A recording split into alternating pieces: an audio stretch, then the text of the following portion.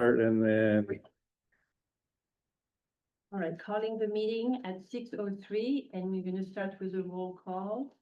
so, Jeff Gunderson, Jeff Henderson, present. Jonathan Chambril, present. Ange Ahern, present. Ahmed Fanaman, present. Catherine Way. And I think that we have everybody on the. Oh, we have Anne. Oh, yeah. Well, we're just doing the board oh, members. oh, the Yeah. board member, you have Susan on, And Damon, do you want to call for Susan? Susan, can you unmute? Can you hear us? Yeah, I can. Looks Okay. like Sarah's online too. Do you want to, Susan, do you want to call yourself a roll call? This is now good. Susan present. All right, we're going to move to 2. Approval of constant calendar, which will be approval of minutes of July 28th meetings. Anybody have a question about it? Anybody cares to, Oh, move to approve. Second. all in favor? Aye. Right, minutes of July 28th meeting have been approved. Now, public comment. Do we have any member of the public who wants to make comments on something that is not on the agenda tonight?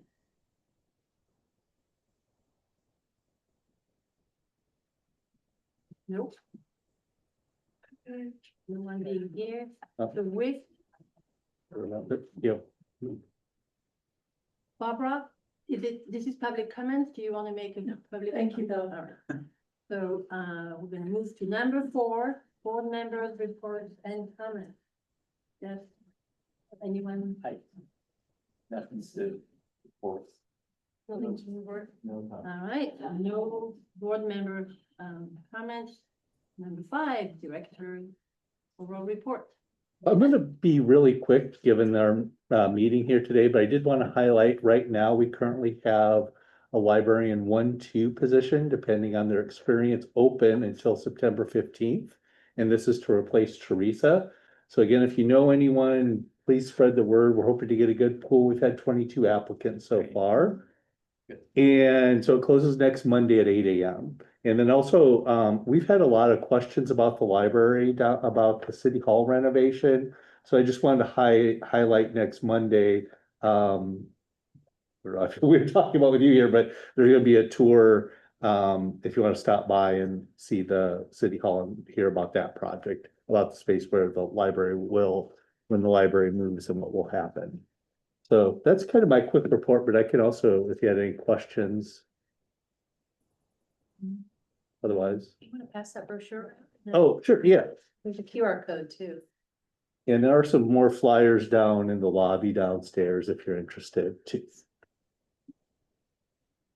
Okay, if that's it, we're gonna move to, meat of the meeting, the report, and then we'll have the update and the brainstorming session. Before we do that, and first I want to thank you, everybody for being here tonight. And I want to stress that the purpose of this meeting, that we, the library, wanted to accomplish, was to really get all the interested groups together. So we can start having conversation and collaboration for the new library and specifically for the closing of this location on Magnolia and the opening of the Rose location. And that will just be the beginning of many years of all the groups just working together. So I really want to thank you for accepting our invitation, being here. The other thing I would like to repeat is, because this is a meeting that needs to be recorded, please, when you speak towards this little owl there. And also try to not interrupt each other so that we don't talk on top of each other. With that, I will start with the report of each group telling us what are your plans, what are your upcoming plans? And again, this is not an exam. There's no pass or fail. We just would like to, it's sharing time. So this is show and tell. So We have three groups here. Whoever would like to start, the Commons or the Friends Sure. or the Foundation, please come up. I've been asked to start first. And when you speak, if you could state who you are and what group Sure. you're speaking for, again, for the minutes to be clear. Great. I'm Ann Morrison, the president of the Commons Foundation. We also have Jean Friedel, who also sits on the Commons Foundation board. Where does one begin? I want to start in just with, we write newsletters every month. We've done that since 2022, and now we're just doing it every other month. And I'm not too sure if you guys have received, or even if the council members receive our newsletters. So I just kind of want to pass those around. Just, this is the most recent. But I want to, it's very informative. It gets you updated on what's going on. You guys get it, right? Yeah. But I was just, when I met with some of the board members, with the council members, they weren't getting the newsletters, so I'll make sure that happens.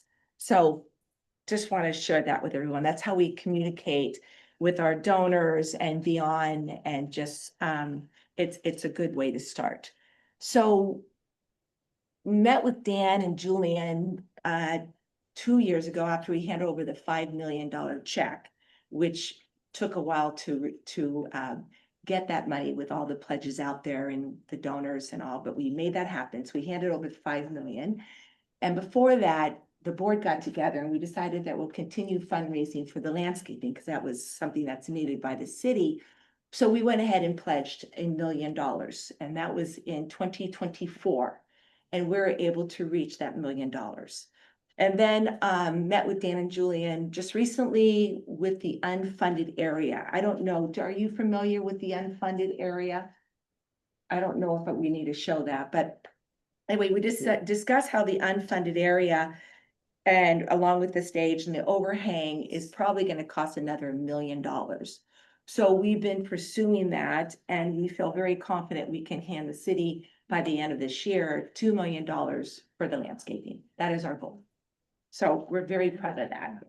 Fantastic. Thank you. Amazing. Wow. So that's our goal, and it looks like it's gonna be attainable, so. So I just, And for props. it's Oh. all here. Wow, yeah. Catherine, you're our #1 cheerleader. Thank you so much, Props, sweetie. this is. So amazing. nice of you. So I met with Chris Knoll today and we went over the donor wall. It's beautiful. So I kind of want to share that with you. I made copies of what the donor wall is going to look like. So can we just, thank you. Can we just pass it around? That would be great. Thank you so much. And I even have materials to share with you. Would you like to see it? Yes, please. Okay. So, and Julian, please feel free, Mr. Expert, to add anything you want, okay? So this is gonna be the wall. It's the ceiling, which is beautiful. So that's throughout the library. Pretty spectacular.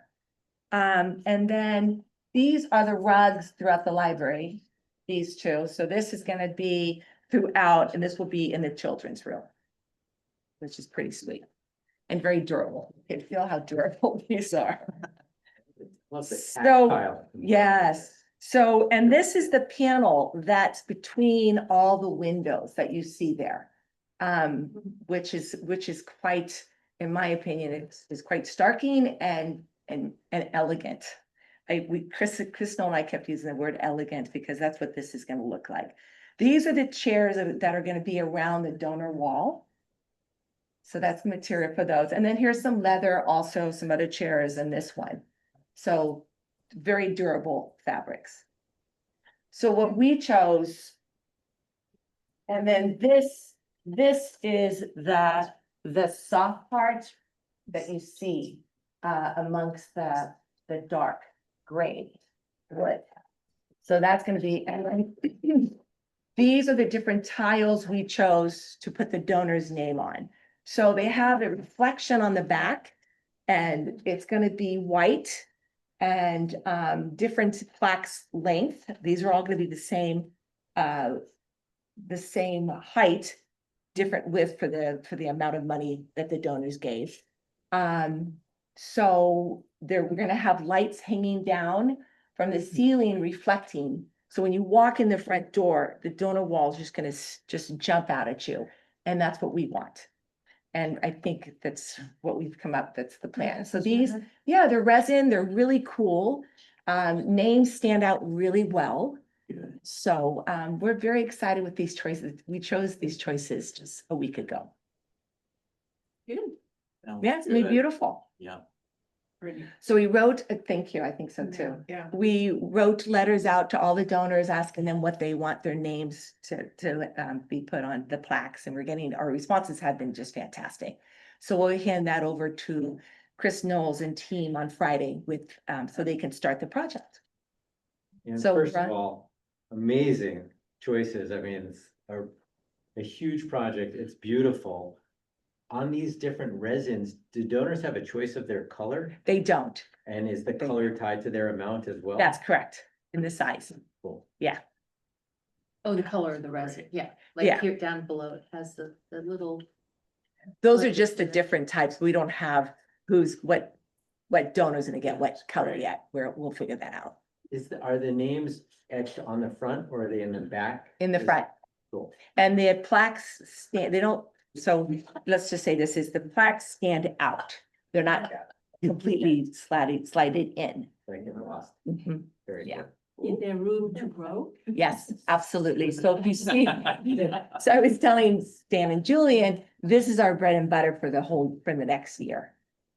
We'll be able to raise a lot more money for the following year, because everyone's gonna see, wow, this is really cool to have our name up there, or maybe I want Junior's name up there. Are they So affixed? Are they secured in the they're wall? very secure and they're very easy to also insert. Perfect. We made it You happen. say, your next campaign is ongoing now? Yeah, where we just received another 50,000 today. Wow. Yeah. Are you gonna have a letter that is sent, or is it an ongoing campaign? Are you gonna just launch another? I round love of- that question. So it's gonna always be an ongoing campaign. We will always take funds. But I think, and this is something that the board needs to discuss, I think we want to continue on because it has been such a success story. And our donors really, we have a great relationship with our donors and even new ones coming in.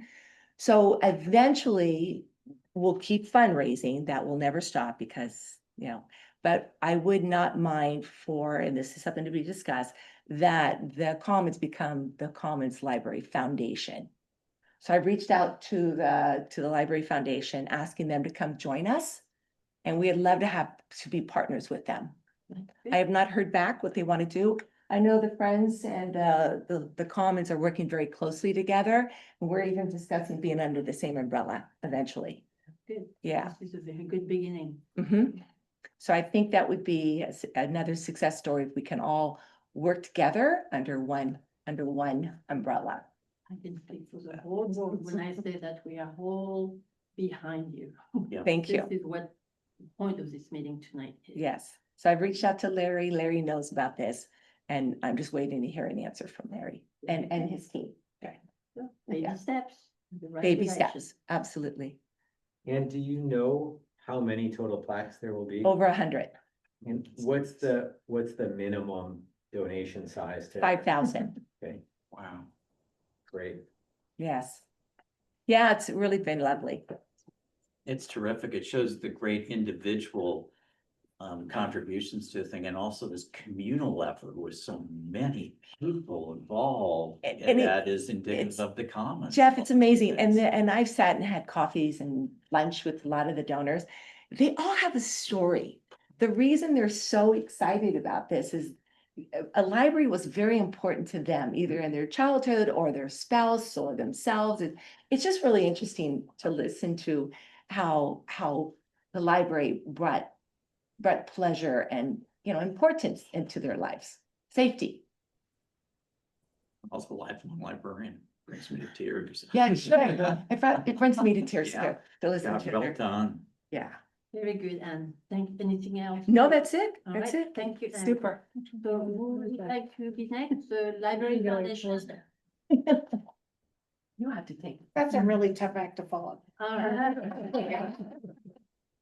I'll do it, but on behalf of the Library Foundation, but please, recognize. You know what? please. Even we've been around, they've been around how many years and they've done that. We've been around since what, 77 or something like that.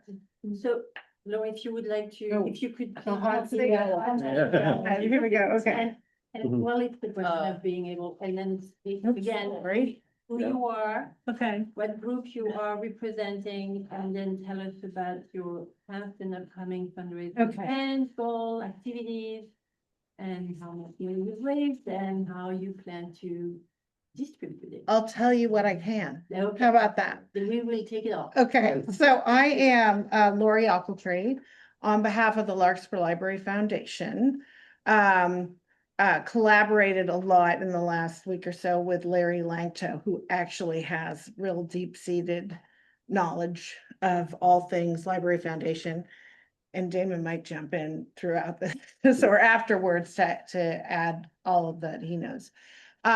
So the Larkspur Library Foundation, generally our fundraising is usually something we do through a letter, sending around a campaign or a letter, fundraising letter in December of each year. The funds that come in are usually from December, mid to late December, maybe to July or August. We raise about $16,000 through that campaign every year. And as I understand, we're on track. That's kind of right where we are now. We don't know how much we'll collect between now and the December when it starts again, but it's small. It's just kind of the runoff, I would say, from the from that year-to-year effort. So that's about the same. There's no change this year, as I understand, from last year. From those donations, oh yeah, so the expenses came up, well, how much do you spend every year? Approximately $7,000 from everything from a bookkeeper, tax preparer, the mailings, that sort of thing. How do we spend the money that's collected? We contribute about $10,000 a year to the library. We generally ask, what is needed and are happy, I guess, to if you speak up, we'll consider. We don't usually sit around. We're not a group of no's. We're much more, what is it that you need, and tell us, and we'll put our heads together and do what we can to fund that. Recent examples of the things that we have contributed to are something called Canopy, which is a video streaming service. I got a list of the top 10 rentals from that. I was kind of surprised. It was a lot of BBC things, some history things. It's interesting in that regard to see, what people like to check out. We also fund or submit donations for hard copy newspapers. I think I'm the only one in the whole town who actually myself. I subscribe. Yeah, oh my God, we're keeping them going, right? So that's the New York Times, the Marin IJ, and the San Francisco Chronicle. We also have a much talked about Hold It Locker, which is a big success during COVID. I know there's some thought, but not necessarily funds donated to, or the real need for the potential for some sort of covering for that at the new library. I don't know the details on that. Let's see, what else can I say? We're definitely, want to deliver the message that we are here, to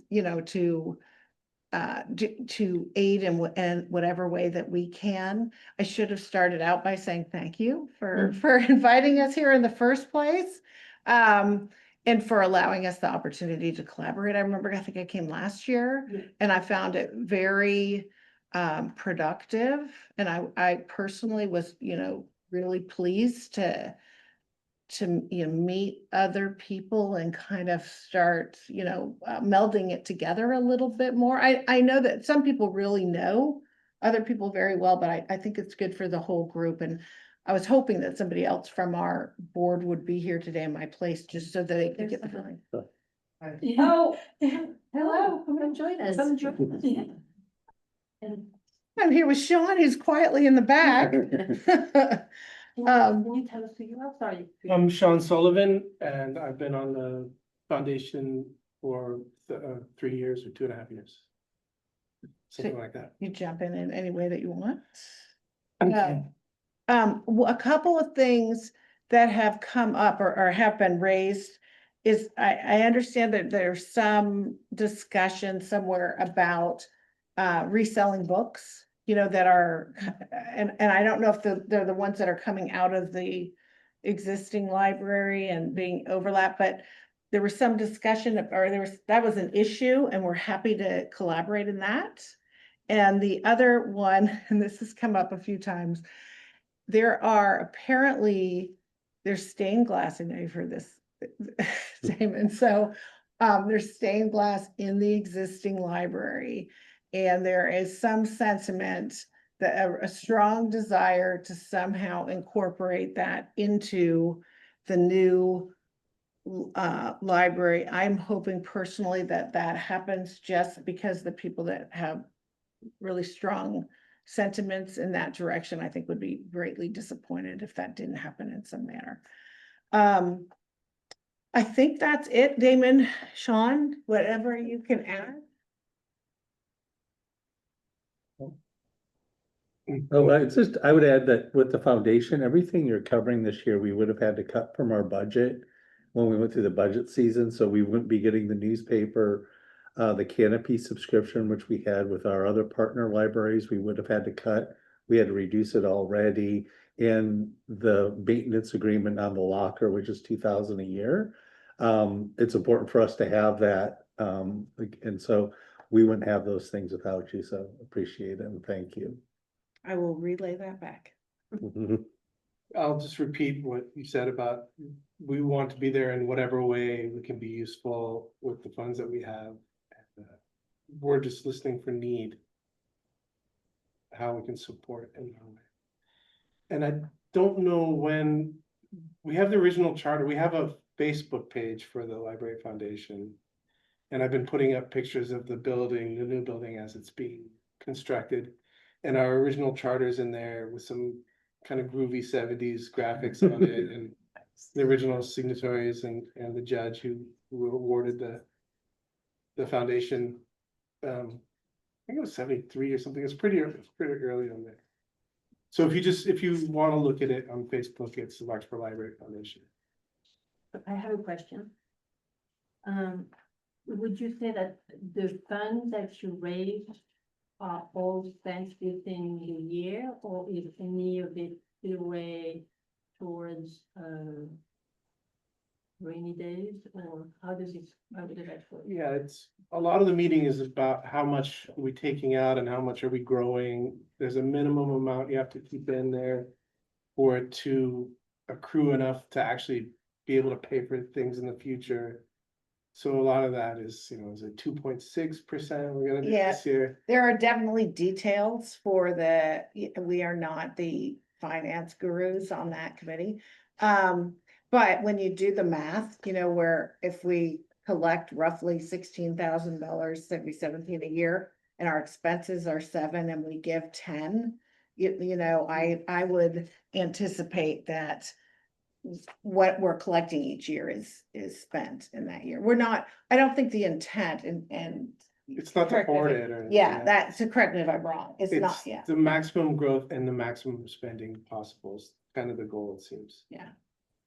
So there's no endowment being grown, endowment fund. I do not know the It's not details. called that, it's called something else. It's, I don't want to misstate because that is a subject, there's a lot of legal implications to an endowment and those kind of things. So I don't want to accidentally misstate what's going on with that. We can come back with the Yeah. actual definition of what sort of. Yeah, tell me the questions that you have. I'm Okay. just wondering, how every group functioned, we you know how the funds work, and I'm glad you're here. I really encourage you to come back. And another thing, is we're not grilling anyone. We just really want to know each other and to know what everybody is doing, and we know what everybody's goal is. Build the library, sustain the library, fund the library. We just want to know how everybody's doing it. So, but Yeah, That's- well, I think I've reported on all that I have the capacity really to report on. There's a lot, it's a lot deeper than that, but and you know, some people have been on the foundation for years and they could recite you the details in their sleep. And then there are, you know, other people that, you know, myself included, who are showing up going, okay, remember that time we did you know, that wine tasting fundraiser, you know, we should get one of those going again. So there's a lot of that kind of at our meeting, but the dollars and cents are primarily in, you know, the purview of people who aren't here tonight. Well, thank you. Any of you have questions or? No? Well, thank you, Lori. I actually did, Oh, sorry. Sorry. Did- Go ahead. $16,000 a year is lovely to provide some resources to the library. Do you feel, in your experience, that the board has the capacity to grow that to the true amount an endowment's gonna require for a new library? I'm not gonna, I don't think that that's really a question for me Okay. personally to expand on. You know, it's not 2 million, you know what I mean? Like I said, that's a tough act to follow. And I think that you know, the foundation has been, you know, it's been around for a long time.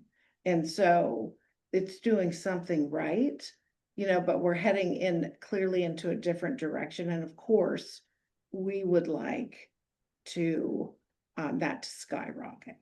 You know, that's in everybody's best interest. But I don't, you know, that's a good question in terms of what are the plans for the future? I'm just not here, I'm not at a point, I'm not here to really address that, but we can. So that might be a good follow-up meeting of just getting together and trying to find a way to get an endowment going. Well, thank you, folks. Sorry. I was just gonna ask, we meet this month or? I think we meet, yeah, 24. yeah, 24th, okay, so we'll be able to talk and. get- yeah, get some exactly. Answers. It's good that it comes right on the heels of this. Well, thank you both. Okay, how'd we do? All right, thank you. Stick around. Thank that's you. all. I will. All right. Friends. Yes. Hi, everyone. I'm Diana St. James with the Friends of the Library. And I'm just finishing up my first year as president of Friends. Prior to that, Barbara Friday had the helm for a number of years. So delighted to be here. A few of the things that we've done recently are we funded some shaker eggs for children's area. We use them for Friday morning story time.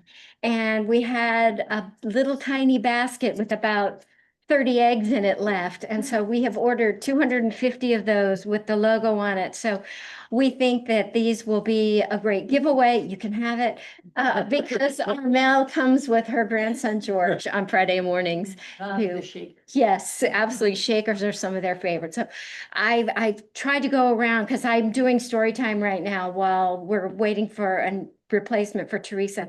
And I'm going, only one. And they're putting both hands in. So that's why we wanted to get more. So we have more shaker eggs. We're also getting new pens for the library. Damon and I are working on that.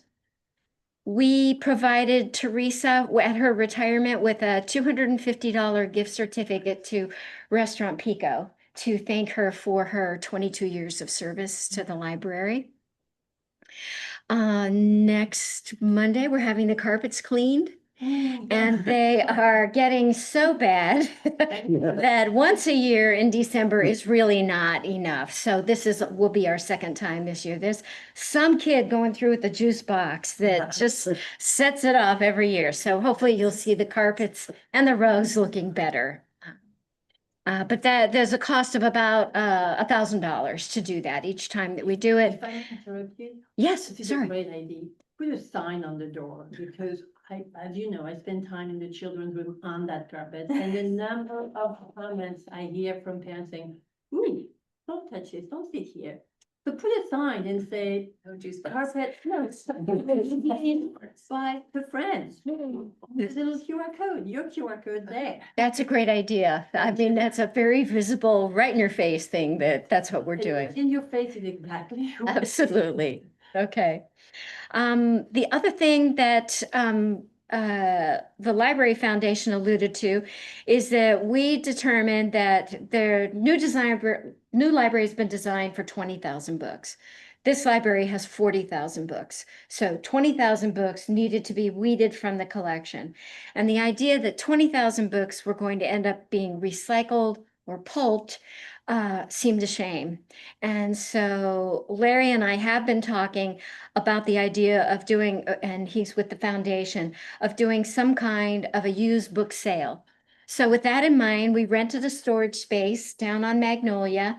And to date, the library has weeded almost 4,500 books out of they're going to get to that 20,000.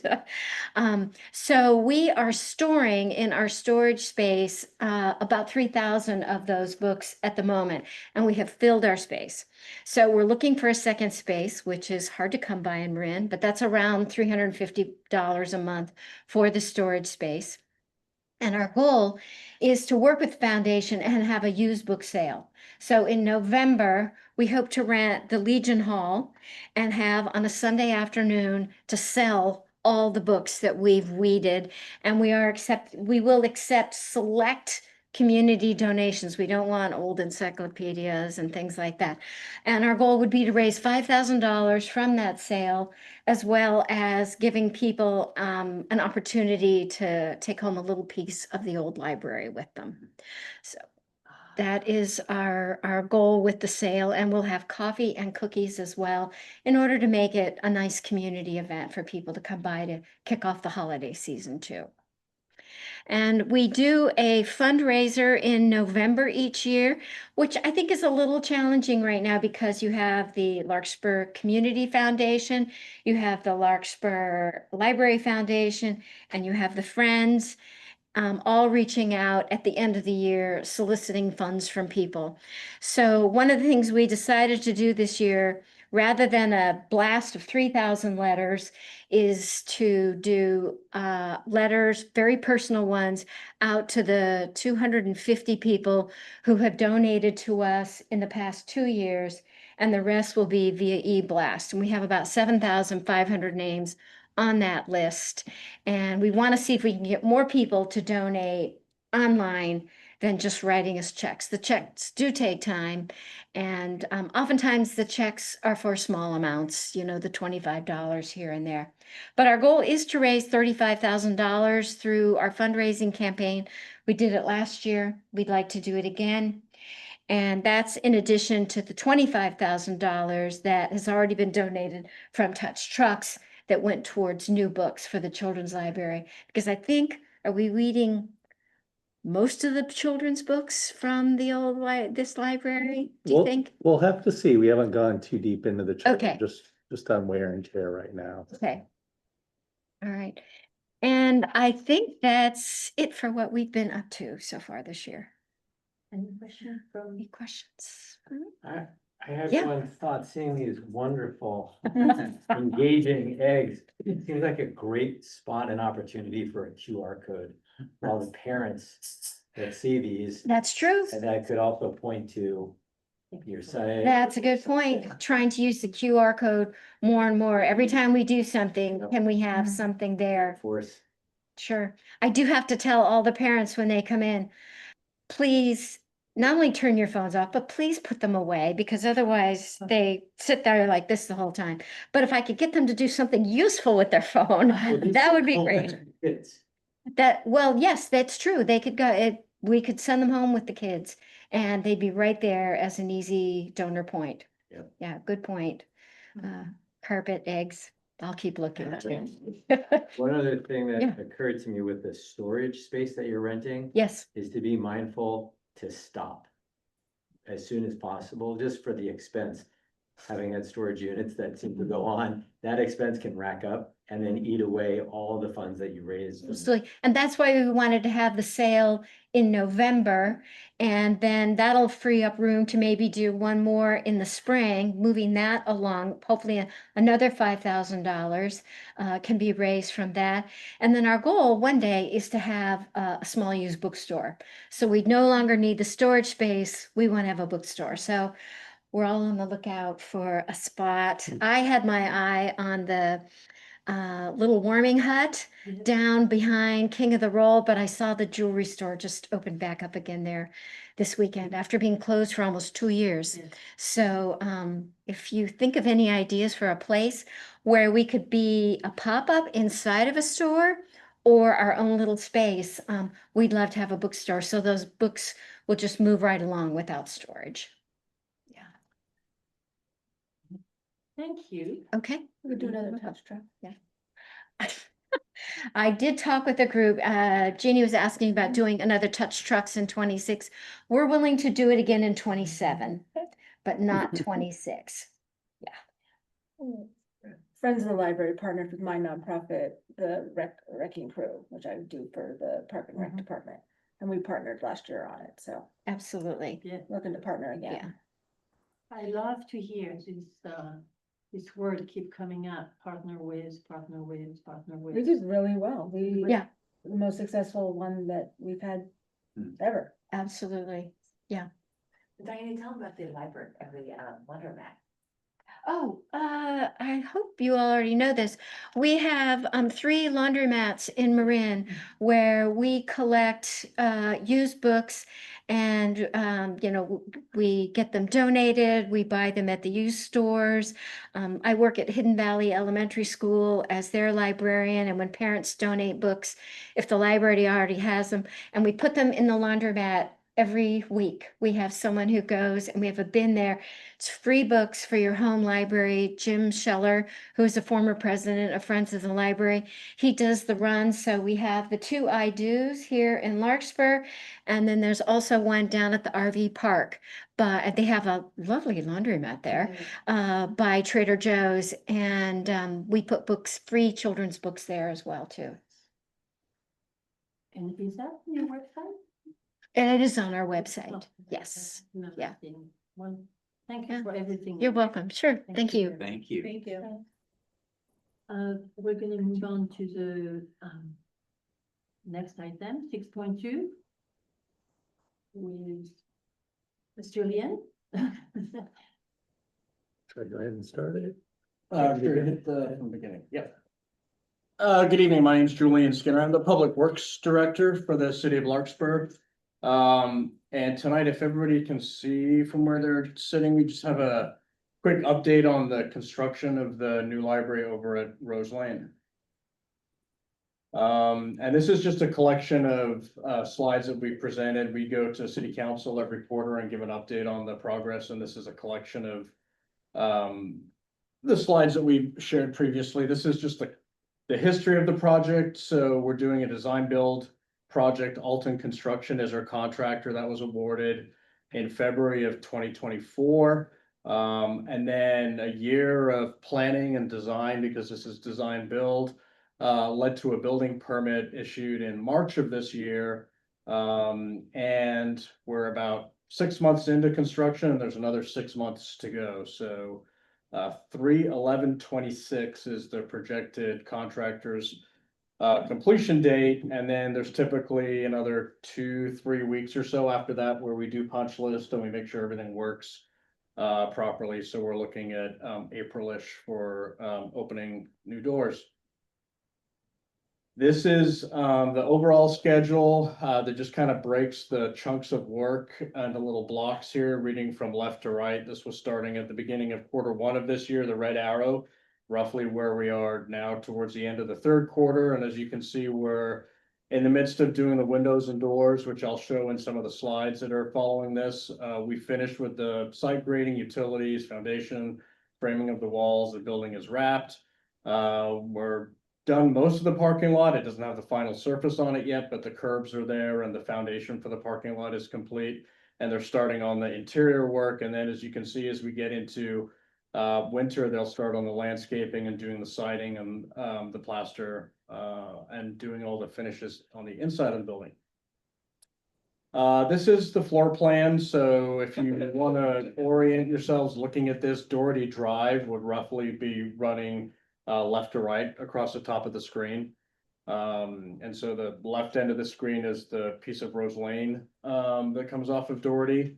So the blue area is the library, and then the salmon, I guess, pink color is the community space. So we were restricted by the library grant to not make this library any bigger than the one we have. So we added on this community space with other city funds to provide some other areas where we could spill over library programming into if the need was there. And so the left end of the building is mostly the main reading room and a couple of little breakout rooms. There's 4 little breakout rooms there for like one-on-one tutoring.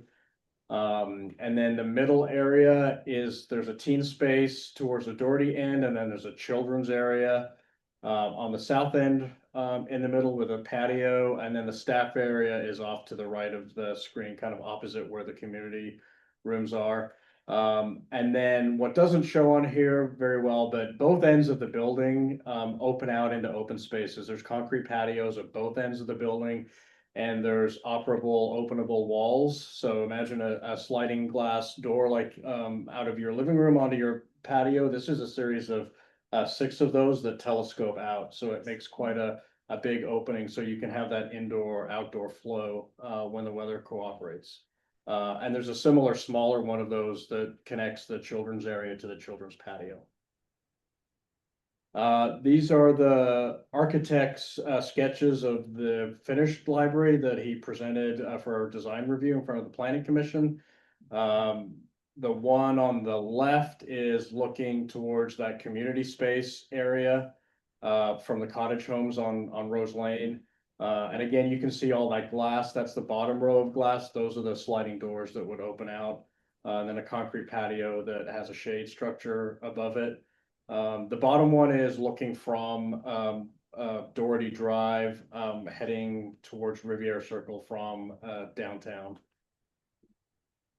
These are some interior views of the building. The top left is kind of sitting just behind where the main circulation desk is. So to the left and right of this will be the main doors into the library, a set of doors from the parking lot, and then also a set of doors from Doherty. And you're looking out to the west end of the building that is pretty much all glass, so that you have that view of Mount Tam. And you'll see the stacks in the background that are at a lower height so that it doesn't block the light from coming through and it doesn't block that view of Mount Tam. And then at the bottom right, this is the children's area, which has a little bit more vibrant coloring and finishes in it. And now some of the construction progress. So again, we started in January, February with a foundation permit before the building permit was issued.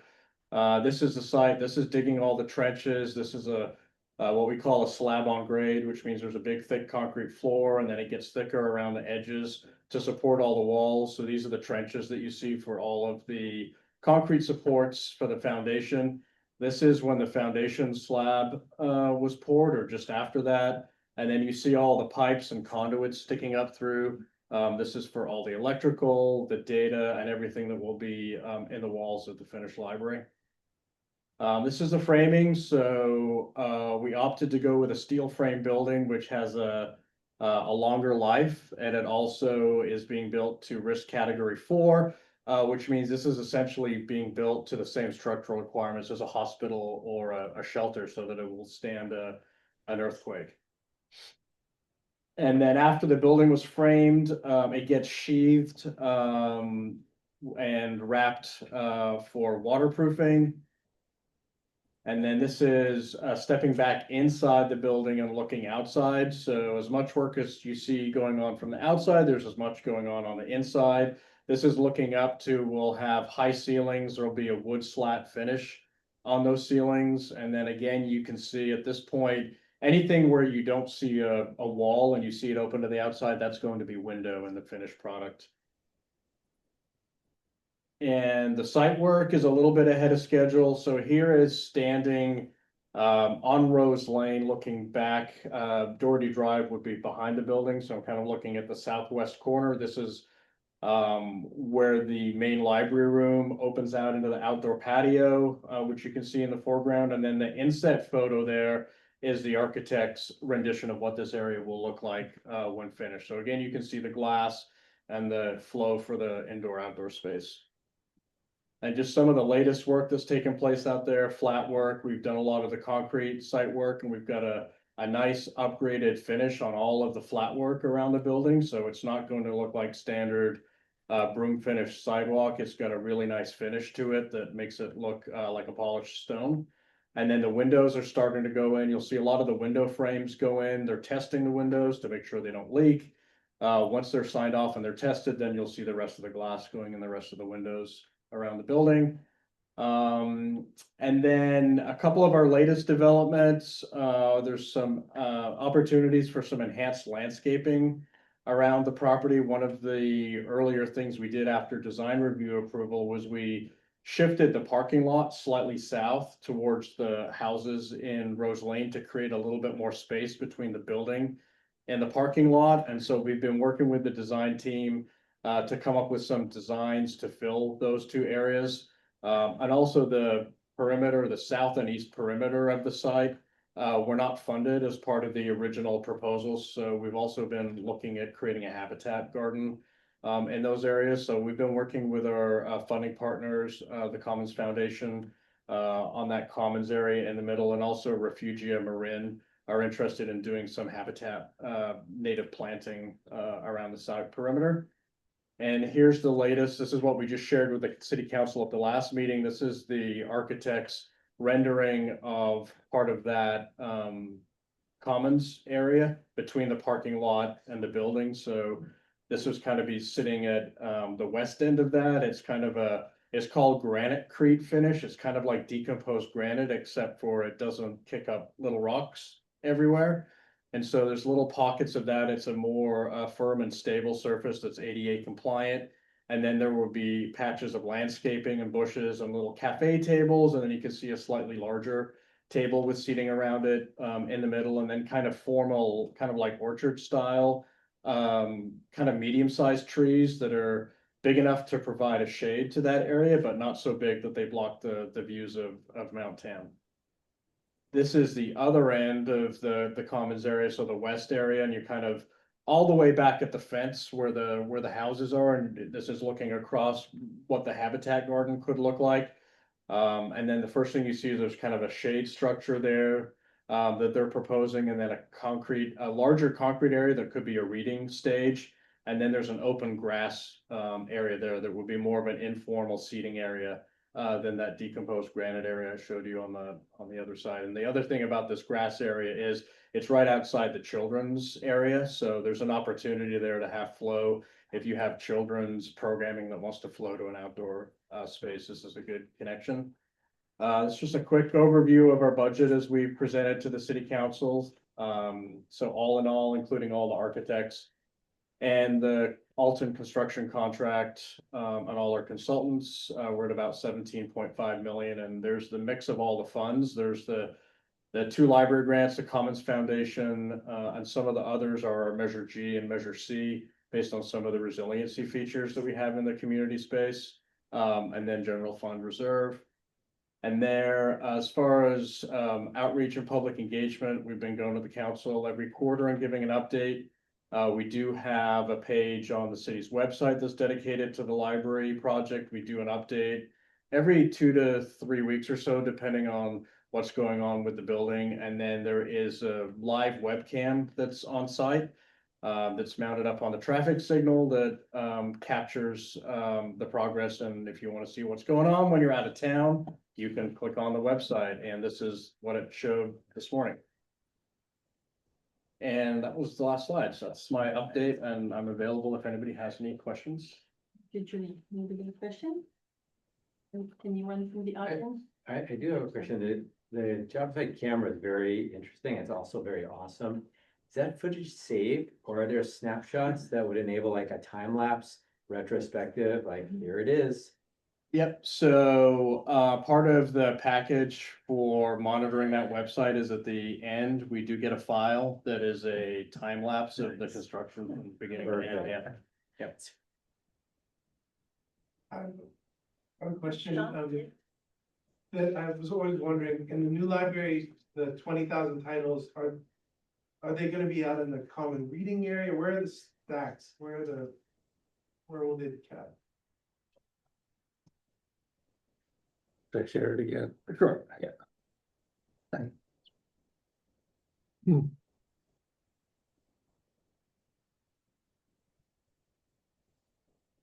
So they're divided up into a number of areas. I think the floor plan is probably the easiest place to show it. Did I go back too far? Yeah. There you go. Okay, so, shift the pointer. Oh, you can't see the pointer from there. So as you look at the main library area, the south wall, so again, there's a lot of glass around the building. Basically, anywhere where there's not glass on the outside, there are stacks. So there are rows of stacks that are in the middle, kind of in the left-hand place where the main library is. There's those double row of stacks there. That are actually gonna be movable, not every day movable, but if needs change and we want to shift some of the tables around for stacks or vice versa. They are being set up with the capability to do that. And then the upper left corner where you see the 4 white chairs there, that's kind of the reading, the quiet reading area, they're calling it, where we'll have the higher, more traditional library stacks up against the wall. And then the southern wall, and again, looking at the big blue area, kind of the middle, just to the left of where the main doors are, those will all be library stacks there. And then the other place where there's a lot of books is just outside the teen room. So if you look at the children's library, that's kind of right in the middle, that smaller rectangle right in the middle of the floor plan. The north wall of that children's room has the children's stacks on the children's side, obviously, but then on the hallway side, those are all high bookshelves too. So they're kind of, and then there's a couple of other small stack areas that are tucked in wherever there's wall space in the building too. I don't know, Damon, if you want to add anything to that, if I missed anywhere. No, I think we covered kind of the major areas there. And then there's display shelving, I guess, by the desk, so we can feature titles and other type of things. You know, I just want to extend a request from my kids for lots and lots of manga. Okay. We'll see what we can do. The children's room will actually have a few more books and the teens will actually be able to expand, so we should be able to do that. I have a question, Julian. Is the height of the stacks comparable to what we have? You know? No, the stacks that are free floating out on the floor are shorter so that we can keep the light going across the building and we can keep the views. The stacks that are on the walls to the outside they're higher. I want to say they're 6 feet, maybe 6 or 7. Maybe, I think a little higher, the ones in the middle are 59.5 inches. And I think they're like. They might be 8. Yeah, I think those are actually, we've gone back and forth a few times with the submittals on the ones for the shelves, and they may be as high as 8, the ones that are actually up against the walls. 8 feet tall. Yeah. And are there ways to access the highest shelves for mortals? I don't think, no, we do have like now they're 8 feet and we do have little footstools that people can use to get that. Ideally, we don't use the highest and lowest to help people go there. If you go down, that's what we kind of been doing now, but we'll probably have to start. Thank you. Any other questions, anyone? Do we have access to these slides? Yes, I have a PDF that, we can put up on the website, or, Damon can attach to the agenda that was online, I think. Yeah, this was all presented last Wednesday. Oh, I know. So that was a great slideshow, maybe Yeah. that one, that Yeah. the landscape architect put together. Yeah, I can download it. Yeah. Yeah. I think Jonathan, to this, I mean, I've been working on this project for a long time, so is Ann, and so is Jean. The stacks, the whole design is meant to be flexible, to be, not like the stacks are cemented into the place like they are downstairs now. It's meant to be a the ability to use these spaces for multi-purposes, which I think is fantastic. So, and that's probably the same with the stack kind of idea, that those ones on the left side can be pulled away and opened up so that they can have some programming too. I had that sense that Yeah. it's dynamic, Yeah, dynamic. right? That it's flexible. Then I had this vision of like, I wonder how tall and how Yeah. short they are. So I was just curious, but it sounds fantastic. If there's any other questions for Julian? Nope, so we can. I Go have one. ahead, go ahead. Would you share sort of some of the decisions the city council made about environmental impact, environmentally friendly additions we've added? With the solar panels, the Right. et cetera. Yeah, so there's already a lot of sustainable features built into the new library, owing to all of the California Building Code requirements. But early on, we did make a couple of other changes to the building to enhance that. And so we made a commitment to add additional electric vehicle charging stations. So the code only requires 3 for this size of building. When we open, we'll have 8 EV charging stations, and we've also wired it so that we could add another 8 in the future. So there's potential for a total of 16 EV chargers in the parking lot. And then we're gonna have solar on the roof, that will be the equivalent of running the entire building for a day.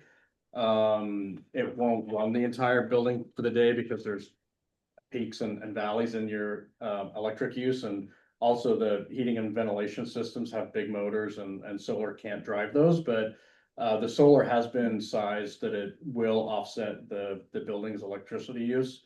And then we also have a separate solar array that is feeding batteries, so that if we have a power outage, the batteries can run the critical systems in the building. The server will keep running, most of the lights will keep running, the staff's computers and things like that.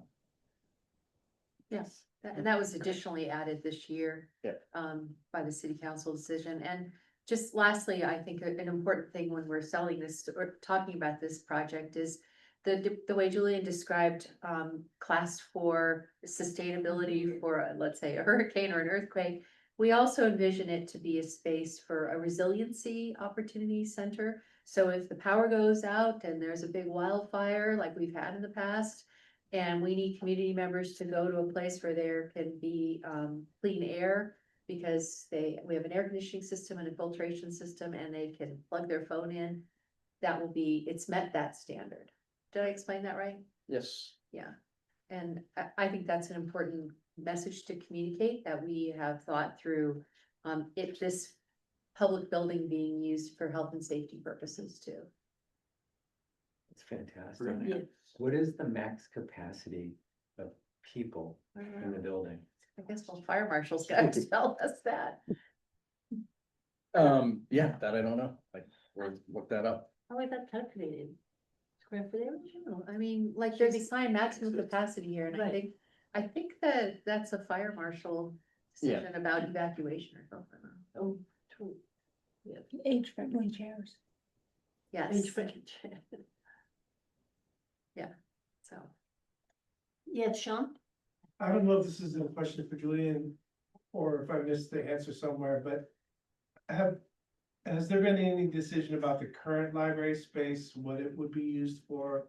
And I'm asking again for the stained glass windows that were so interested in preserving and making sure they're displayed somewhere, if they can be used in a future in that spot, then we don't have to worry about it. Do you want me to speak to it or you like?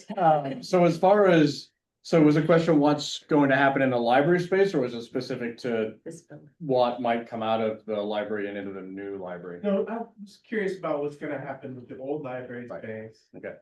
And the, So we've done some engineering analysis and we hired architects to do a historic structure report on the building as a whole here at 400 Magnolia, including city offices and this room and the library. And we've shared that with the public, and the next phase after that is hearing from the public. What's their vision for this building in the future, including, given that the historic structures report had a pretty pricey price tag for renovating this building. And so part of that conversation is, once the library moves out, what does that space get renovated as? What does the rest of the building get renovated as? And so after we finish this engineering study, the next phase is getting community feedback. And so we've set up a couple of community workshops. The first of which is next Monday. Yeah, so it'll be here. We'll have staff who will be leading groups of people throughout the building so they can walk through and see the condition and how everything is laid out. And then we'll invite everybody back up here, and then we'll have a conversation about people's thoughts on what we should be doing with this building moving forward. And then a follow-up meeting October 7th, I think. Yep. To check, continue that conversation. is the fire department, is that part of the same building? It's a separate building. Okay. I have a follow-up question that Sean alluded So you to. be part of our circle. Yeah, they can get it for the minutes too. They could hear in our Zoom. The interrogation. Yeah. Okay, I have a follow-up question, because it's come up a couple times and I think, and I detect that it's come up before with other people.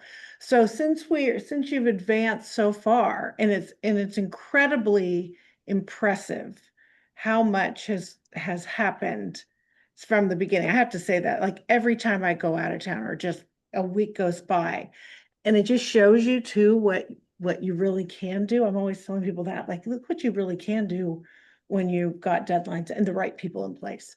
So with that being said, now that, it looks like the exterior is finishing up and we're coming up on winter, and the interiors are gonna be addressed, and those beautiful materials, those are really fantastic. So you can see the whole thing coming together.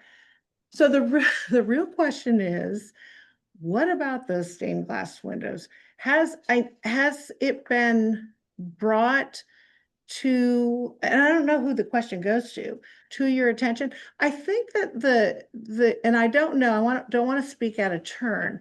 I think that part of the concern is that those came out of some prior donation or something like that. So there is a great desire to preserve that. And yet we're getting so close to the end. And so I'm curious, where there, and I also, and having sat through these meetings years ago, I hate to come in at the end and go, oh yeah, we thought about that, and they're not going through, because like I said, there are people that are attached to that issue, and I don't want them to be gravely disappointed.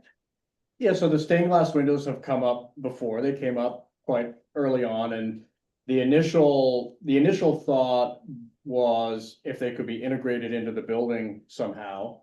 And so we had that conversation with the architect and the builder, and they both said, no, it's not a good idea. The windows are old, they're not compatible with all of the latest standards, and it's just not a good idea to have those windows be part of the building. And so the thought then was that we would treat those stained glass windows much as like some of the other requests we've had for what kind of art or what kind of displays are going to be in the building. As I showed on the floor plan, in that building, most of the walls, we've either got windows or we've got bookshelves. But there are a few spaces that we've identified that we don't have any programming for. And we haven't made those decisions yet, but we have thought about some of the historic displays and some of the stained glass windows will be candidates for going in those spaces. But we haven't got to that point yet. It's not integral to any of the construction Okay. they're doing, so they're not decisions we've really had to make at this point. We've just identified that there's X amount of wall space that it doesn't have anything attached to it yet, and we've heard about stained glass windows and other historic displays. that Okay. people have come So to they us would be about. treated as artifacts rather than as structural elements. To be reimagined. Just like the books themselves or any other items that are part of the library that will need to be moved. Right, the architect and the contractor both recommended they not be installed as windows in the. Okay, I got it. So they're not part of the current construction itself. Correct. Okay, so I'm just putting it out there, you know, because you're gonna hear it over and over from different people. So now I guess it's my turn to say it. There's just gotta be, knowing that it's important to one of the branches here. Let's just find a way to do something with them that's meaningful. And not put them in the room that's closed off and you have to go in there and dig them out. That's all I'm I hear saying. you. Yeah, and it sounds like you're not quite there yet, but now I can go and report back on that. I have a stained glass window in my kitchen that hangs. Yeah, Yeah. yeah, and that's what I'm getting Yeah. here. And there are other people who may know, have much more depth in it than me, and I just know it's an issue, so that helps me. It seems that this could be brought at the meeting on Monday when the destiny of this building is discussed, because these windows are part of the actual building here. Okay. So it's part of the, what do we do with this? And how do they move over there? And they would be moved as objects and not as Okay, architectural features. okay, I'll throw that out there, but in the Monday event, meeting. yeah, I know, but in the event that we don't get an attendee on our, from our group. But there's another meeting in October. Yeah. October 7th, I believe, is the Okay. second meeting. Yes. Okay. But duly noted, how's that? How about, thank you. That's exactly what I want to hear. Okay, thank you. Why we, I have a question about what's coming up at City yeah, Hall. go ahead. So I think it's great. That's what we did for the library. And it worked out really well. It's very important here. And can you speak up so we can? It's very important to hear what the community has to say, but when it's all said and done, who's gonna pay for all of this? That's a good question. How are you gonna find funds? I mean, do we have an idea? We have estimates from the architect of options, but it's expensive and We're talking about. about renovating this If- building. But this is not on the Yeah. agenda tonight. Oh, it was brought up. If I can move on to. Okay, I just thought that's important. This is a very good question, Good question. but this is not tonight. Okay, I just thought that was on my mind. But thank you, Anne. I think it's Don't on need to open everybody's up. mind. I just assumed it would be a branch library. Yep, here's Nope. good. That could be an option. Monday. This is Monday. For Monday, someone else's meeting. I have a question about the empty space across on Rose Lane, across from the new library. Has anything been proposed? The little sliver of land. Yeah. Oh, yeah, actually, Good I question. did leave that out of my presentation. So we just recently awarded a contract to Bauman Landscape. That's part of the overall project, but it was left out of the bigger project. And so we're actually gonna widen Rose Lane a little bit so that when you leave Rose Lane, you have both a left turn and a right turn lane to get out onto to Doherty. And then the sliver parcel between Rose Lane and the fence, we're going to repave and it'll be a parking lot. That we're at the moment, we're thinking it would be more for staff, just because of how it's gonna be oriented. It's not very conducive for quick turnover parking. There's gonna be, I think, a dozen parking spaces over there. Thank you, good question. Have we wrapped up the presentation of the construction of the new building? I don't have anything else unless there's more questions. So if we don't have any more Thank you. questions, Yeah, thank you. yeah, thank you very Yeah. much. Thank you, Director. It's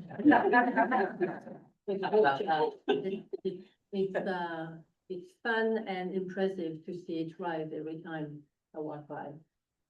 So we're gonna move on to the brainstorming session. And it would be, so let me rephrase or reframe what we are doing. We're not really gonna make decision on what we're gonna do. What we would like to come out with is what each of the group's vision is currently for the closing of this building that is very much loved by many of our residents, and to then do a dignified stand-up of the library on Magnolia, and then do a very celebratory opening of the Rose Lane site. So again, if you want to go, if your group has had some discussions and has some ideas, you are welcome to come and bring them up. The point is to make sure that no one is scheduling events at the same time, or that there is conflicting events. And also to try to just do it together. There might be something that one of you would like to do, but you don't have enough funds or enough manpower to do it, and it could be collaborative. So who wants to start with the suggestion? I have a question, but not from the comments, from just in general, probably to Damon, Mr. City Manager, sitting in the back quiet room. Is there something planned on the city level that's ribbons and scissors and Damon and city and county officials, that's pomp and circumstance that the city will be doing, barring fundraising and festive events that the organizations might want to be doing? Sounds like fun to me. I know, right? I mean, are you planning required ribbon cutting with the people who gave us money from the county, and obligatory things that we would plan around, the groups would plan around? The staff's in preliminary discussions about quite a few soft open quiets for special groups, particularly large donors. Additionally, for the library staffing and professional community, and then for our supporters, such as the people in this room, we would then anticipate we'll do some sort of grand ceremonial opening where we would do kind of what you're describing with a Proclamations and Yeah. sign stuff and stuff. Yeah. And will the city be handling that, or will you look to one of the organizations or all the organizations? Well, I mean, I mentioned in passing to Anne, for example, I'd like to jointly host something with her group. Like, we got For the donors, we have library. big money, yeah. Your group, Yeah, we have big money, yeah. you know, to particularly give people who made large donations a chance to be in the building before it's open. Yeah. And see it sort of ready to go, but not open. Right. I think we do that for other supporters as well. So have we mapped this all out? Not yet. It's on the list. Okay. And do you have some type of calendar for this, or timeline? Do you see this over? As soon as he 3 tells us, weeks. right? Are we capital projects to wait till we're a lot closer to? the- Yes. Julian. When I tells me say he can do it. calendar, I'm not saying, May 1st or April. Are you March. seeing this over 3 weeks, over 2 months, or? Just so that the other Yeah. group would know what they're. I think when this building's ready to go, the public's gonna be lacking patience, and so I don't think 3 weeks would sell. I think we have about a week, window between, Tightly scheduled week of everybody. yeah, I mean, that's the reality. Yes. But Dan, I've been saying April the 15th, is that never made up? Okay, There is They're no really cutting official down. opening date yet. yeah. Just don't expect any CPAs. Officially, the building's supposed to be given to us in March Oh, by the contract. yeah, all right. And then we have however long Julian, Damon, and the team can plan to move. Yeah. To actually be in the building. And then, you need a week not just to hold these events, but Dana's staff deserves a chance to make sure they know where all the switches are. Yes. You know, that they know how to check a book out and then in an efficient manner while also dealing with a screaming child that's running from the children's room Or somewhere. the juice box. But I also think, Dan, if you put up a sign saying grand opening on such and such date, that they'll be everyone fine, just so they know the date. I wouldn't, in my limited experience with infrastructure, Mr. Skinner has done a much larger build project than I have. That he was in charge of. We are way too far away to pick a specific date. Yeah, I know that, I'm just saying, I'm happy to say April. choose a month later than that, no one really knows. It's April, Yeah, I think so too. but, stuff happens. Stuff happens, Right, Starts but my- raining, if it starts raining a lot in October, right? we might be having different A little problems. delayed. But those, my question was, those would not be over a course of many days. It would just be, you got the building, you get everything, whatever the month. Let's not talk about month or calendar. But you get the building, you get all the switches figured out, etc. And then boom, you open with these various openings and the grand opening. So it would be very concentrated. So for the groups, if you want to be in it, you don't really have, I would think that collaborating would be the best way, not to be tripping over everybody else's feet and having the friend event and then at 2, 3 o'clock, the foundation event. It's gotta be together, guys. I never thought it would be separate, yeah. to be Yeah. honest. Totally agree. Sounds good. Absolutely. I really love the theme you've come up with, from Magnolia to Rose. And in the city of Larkspur, we're the only city in Marin County named after a flower.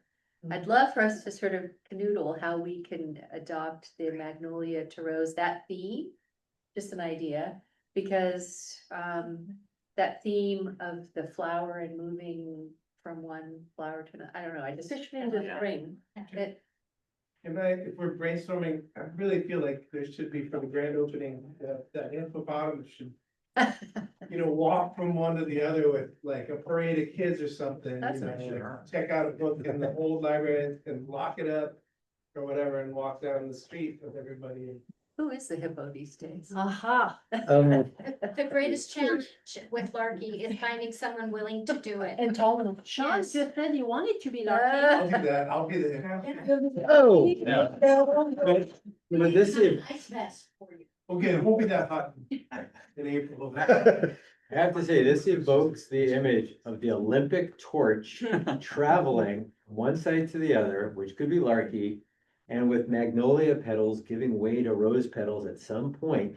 And maybe many people are involved, but there's a cool ceremony Yeah. to be had here. Speaking of which, friends, we have a great idea, and so I came up with the idea, and Chris, who lives over in Rose Lane, came up with the same idea and talked to Damon about it. So we would love to work together, have all the groups on it, brainstorm idea. It's called a book brigade. And if you want to talk about it, go I've seen ahead. those online, Well, great.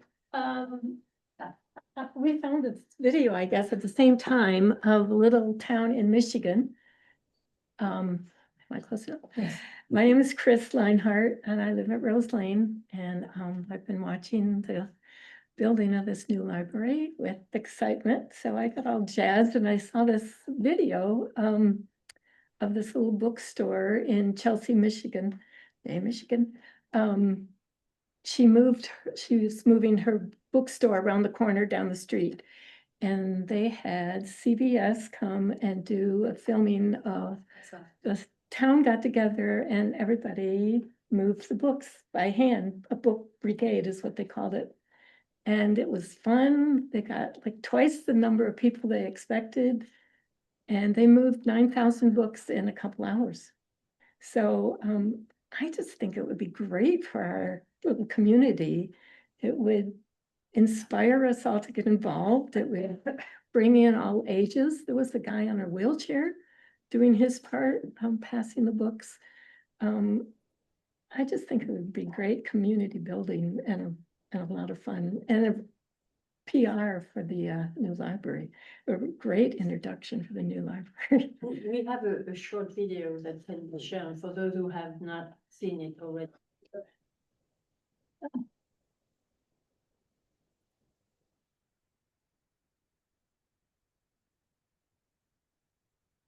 They'll hand it to Damon in the end. So imagine this going down Magnolia.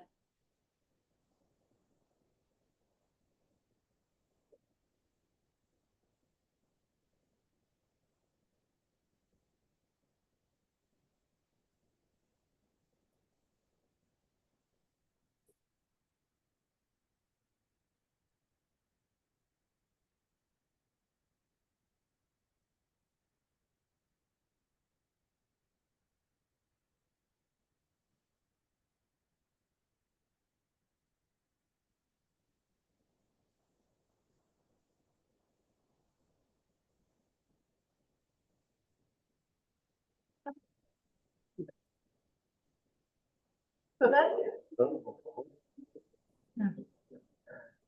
that is one ID. Anybody else from the would come up with something exciting do you have a meeting plan when you want to start talking about that other people could? We would love to put something together. We are the official committee of two, and we'd love to have the foundation put together, and we could come together and come up with a more developed proposal to bring to you. That sounds great. Sounds good. Okay. And it would be a symbolic moving of the books, not all of them. So Amara, are you asking about what to do with this building? No. Separate from What the new library or having it? What has been brought to us is that many people are very attached to the library in this building. And that it would be appreciated. Many people would like to say a proper goodbye. So we were thinking we need to just have everybody who has skin in the game come up with, what do you think? What to close the library from one day to the next after so many years is really going to be just sad. So we were wondering if any of you group have thought, and you may not have thought about it already. It would be good if we could just have something, a closing that is better than just closing the door. What does the library board think? You guys have ideas? We just want to make sure that whoever does something does it together. And Well, that we'll not do it together. Yes. Right, library board is included in that. I think we can Maybe it's once, maybe it can be open the new library and then close the library here. Maybe it can be before. And if we come up with something, we need to have permission Yeah, correct. from the council, And correct? we have to pay for it too. So. Right. It could be, one of the things I was thinking about is if we were to partner with like maybe even the Lark Theater or something on a not super popular night for them and just show like a quick video or something of the history of this library. The history of, include some of the history of Larkspur and sort of like the Heritage Foundation. sorry, no, the building, why can't I think of the word, the time lapse, thank you, the time lapse, like show the time lapse building of the new library and, you know, a way to kind of commemorate it. I don't know if the Lark Theater is open to that, but I think maybe worth exploring. Sure. You mentioned the Heritage Foundation, the Heritage Preservation. Preservation. Preservation Society. The society, No, otherwise, the board. The Heritage Preservation Board. right, okay, thank you. I wonder if they have thoughts about it, about this building, and are they the same ones who do Larkspur past and present books? Yeah, maybe they have some. Bring it up with them feelings, next time, yeah. we could, I mean, that is a whole. The one concern that we have is that we're missing the boat, that we didn't think about something. And that comes June, someone comes and say, oh, we should have done this. So we really try, we're not saying we have to do it. We're saying, if this is a question, let's explore it, let's see, is it something people want to do? Is it something we can do? And is there anybody who would like to do it? Because when we had the groundbreaking with the city, we had to hire someone to help us. I mean, it's a lot of work and a lot of hours to organize an event. Mhm. Yes, it is. Okay, that being said, totally recognizing this and always thinking, you know, "Oh, I got great ideas, but I don't have the people in place to enact them." I think all of this is a great idea. It's a great idea because, and I really appreciate that you have thought already about what, yeah, we don't want somebody kicking at us later going, why didn't you do X, Y, and Z? And I know, having lived in this town for forever and a day, that people are always looking for events. You know, we live here and something to come to. So it does feel like whatever is planned, you know, like just to have something like that, and it truly is for all ages. So, so I'm really on board personally with the idea. Our foundation has not discussed it, but we do have a meeting later this month. And we'll bring it up, but you know, I commend you for the great ideas. You know, we'll do whatever we can, you know, not only us as a group, but we can, you know, get other community members to help get on board and whatever is eventually decided. The song from Sound of Music, so long, farewell, not that, but I think there are songs that have goodbye or whatever, and then songs about hello and brand new things. Maybe there's a musical component here in addition to the flowers that could be a part of some part of the opening or closing here. There is a Larkspur song. I have the CD Oh, see, there Of you course go. you do. Yeah. from the 25th. Of course you do. Yeah, Wait, so maybe there's a choral group. I have that I have might- the CD that was put out, the historical CD some of that. with the Larkspur song on it. The Larkspur has the Larkspur, City of Larkspur. Yeah. song, huh? I'll get it out.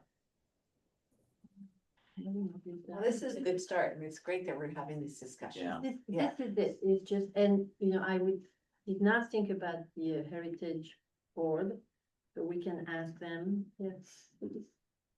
We know we have time, and so now is the time to start thinking and to start not only thinking about what we can do, but who else would like to be part of it, or has resources or talent, or and really, as I said, not miss the boat. And if somebody comes at the end of July or August telling us we didn't do it, at least we know that we looked under every stone and they weren't there. When we did touch trucks, we had set up a separate area outside of touch trucks with all kinds of children's activities. You know, we had a ring toss and story time and bubbles and all that. Maybe there's something that we could do after the library has been open for just a little while. That's kind of a children's fun day out in the children's room on the patio. That might be something where families are encouraged to come, have a lot of fun, meet the librarians, and maybe reconnect with the library for the first time if they haven't been library people before. Make it fun. Yeah, that makes me think of, with all the complexities of moving the library and the moving parts of it being finished at a certain date, you know, this can be celebrated after it's sort of settled in a slight bit, so that people are welcome to a place that is a functioning library, and the weather could be better too if you delay it a month or so. Now the portion of it of saying goodbye to the building here, the library structure here, probably would have a different component to it, but Yes. yes, sir. If you wanna do a goodbye for the library, I might suggest you think this one. I would suggest think about February or very early March. I think once we move, you won't recognize. Yeah, things. exactly, yeah. So, and the city will already be shifting temporary operations into there, so. I would encourage you to do it while it's still the operating library. That's a good idea, yeah. Could you call it a retirement party? For the library? For the old library? So you, Invite the public?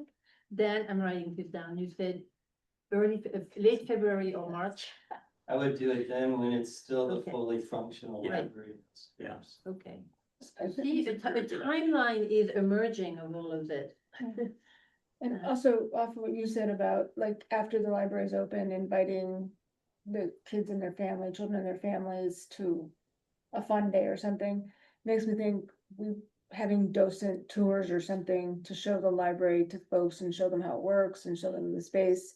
We don't do tours now because the library's been here forever, but people want to know how the library works and everything. We might want to schedule those sorts of, not just for kids and families, but we may need to do welcome to the new library days or something and show it off.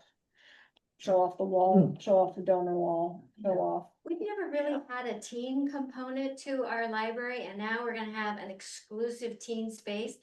Maybe there's a way that the schools could start, I hesitate to even discuss a teen party that, but the idea that maybe the kids from Hall Middle School could come over and have specific tours on, that would let them know what they can do there, Right. how to behave, Private reading rooms and how stuff. to make it fun, what you're gonna get kicked out for. And Oh, then yeah. the same thing with Redwood students Well, coming that's what I'm over. saying. and St. hanging out. Patrick. Yeah. and, Yeah, That's what and I- St. Pat's, Like right? you're saying, Dan saying like a week of festivities of welcoming the different groups that get their private advance notice, but the scheduling really may be a couple weeks of all the groups that we wanna show the library off to of a functioning library. Teens are a great example Yeah. who, cause they're You gonna wanna be, they're gonna have be that all pissed over the off that they place. can't walk across diagonally anymore to the sandwich shop, so. And I show them what they can do now in that way. You could do sustainability groups too. This Yeah, library all has the all stuff- those components. I mean, That'd be nice. Library will be flocking, but it would be nice to maybe schedule to like, not that everyone has all this free time, but. You know, for the next couple of weeks after we open to say, look at what you can do and look at the groups it serves now and to continue to show it off. Cause it also is a great way to continue to raise money. To show all the different aspects of the library that it now represents. Good, we're making really good progress here. Wheels are turning. Yeah. I see You it. can tell and them I- to smoke. Yeah, Yes. David, I have a question. Library cards that are physical, what is the plan for the new space? Is there a changing of the guard of cards? Are Oh. they just same, no change? The cards will be the same. We are gonna, I think, be a lot busy over there, so we're gonna actually start probably encouraging people to bring a card.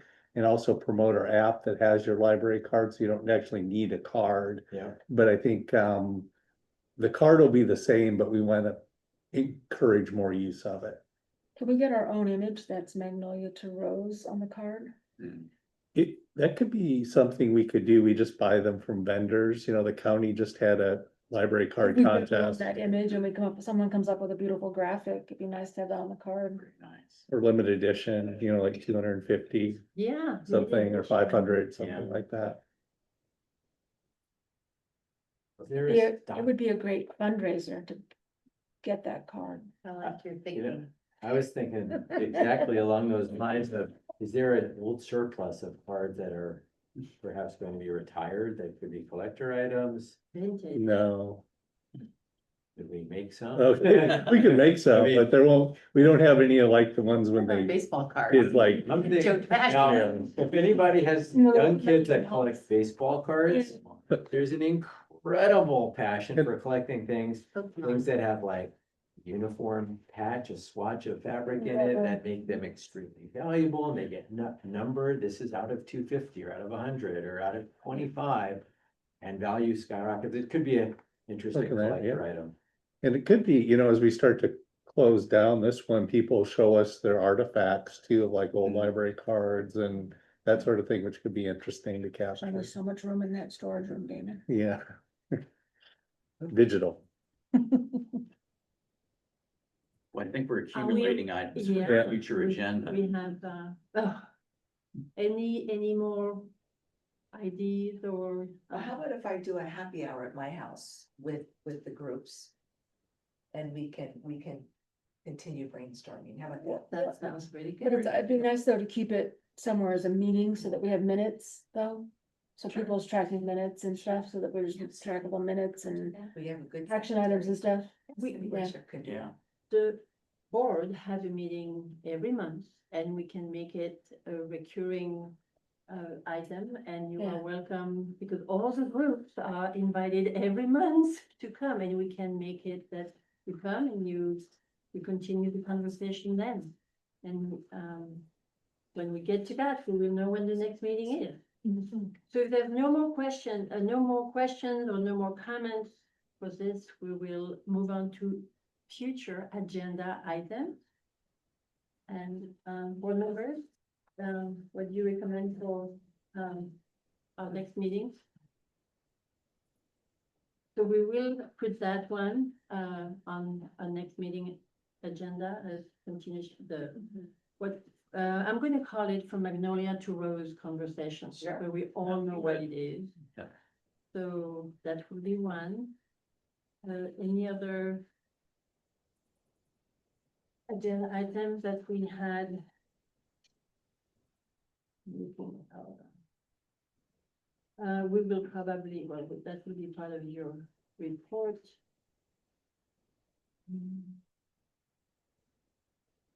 I think we should talk a little bit about, like the criteria for culling the material at our next meeting. What we did have is that we wanted to go over the policies. So our next meeting, we will have to discuss which policies you will need us to review. Okay, we'll have to see. And just when we did approve the collection development policy, all that is the culling standards. Okay, got it. But we could review that too. But the policy that, you were going to look at which policies will need updating, Mhm. which will be a difference. Like our patron policy. All of them Mm. probably need to be reviewed and make sure that they apply to them. So that will be for next meeting or. Well, maybe the list, we could start talking the That's list to what- go Yeah. over and see where the gaps are and then kind of work it iteratively. Jeff, do you have any other agenda item or something? I think that's good. It's plenty probably. Ange, do you have any more? No. Next meeting date. Our regular meeting is October 6th. I will be out, yeah. And you do remember, we did move it up to the first Monday, usually was the second, but it is the sixth. Yeah, it's the 6th because I was gonna be out. You were gonna be out. It's gonna be up both 6th Both and of them. 13th, so. So the Magnolia to Rose groups, we're looking forward to seeing you again on the 6th. And keep in mind that cocktail party. I will, I promise I'll have it. I'll have it. Yeah. Okay. The 6th is The good. 6th is Yeah. good, okay. Meeting adjourned at 7:41. Thanks for getting those in here. Oh, Oh, yeah. super. Thank